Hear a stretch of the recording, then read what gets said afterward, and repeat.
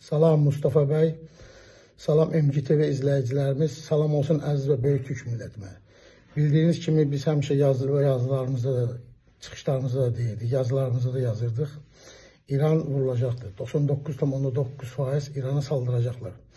Ancaq burada bu saldırıda bölgə çox zor duruma düşəcəkdir. Çünki İran məsələsi elə kolay olan şey deyil. Nə Suriyadır, nə İraqdır, nə Libiyadır.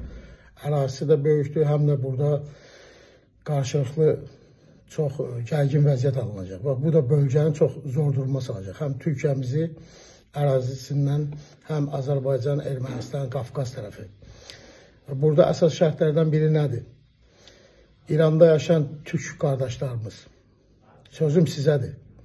Saldırı baş verdikdə, toz dumana qarışanda həmən bütün hamınız təşkilatlanaraq Güney Azərbaycan sınırlarını təşkil edərək, hamınız Güney Azərbaycan sınırlarına çəkilərək öz dövlətinizi elan edin.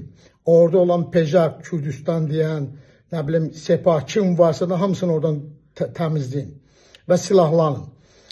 Bunun başqa yolu yoxdur. Yoxsa siz kimsə gözləsəz, gələcəkdə şah gələcək, o gələcək, sizə dövlət verəcək, ya muxtariyyət verəcək, boş şeylərdir.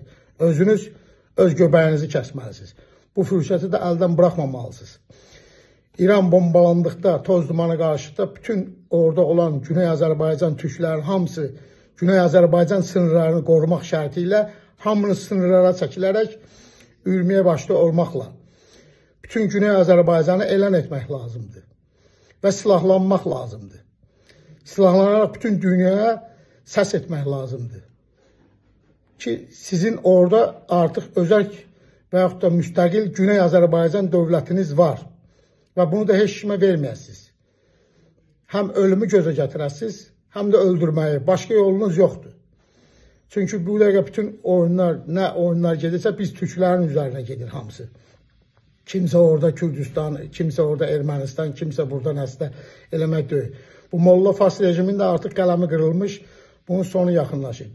Düzdür, bu biraz çox zor olacaq, ağır olacaq, çünki bunlar da hazırlıqlıdırlar. Bu saldırılarda bölgəmiz çox zor duruma düşəcək. Həm ekonomi tərəfdən, həm də ki, başqa bir şeylər də var. Ona görə bütün millətimiz, devlətlərimiz, hamısı bu zor duruma hazır olmalıdırlar. Hazırlıqlarını görməlidirlər. Əziz və böyük türk millətim, ruhdan düşmək yoxdur.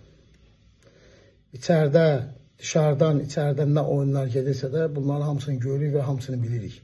İnşallah uca Tanrım türkü ucatsın və yüksəltsin.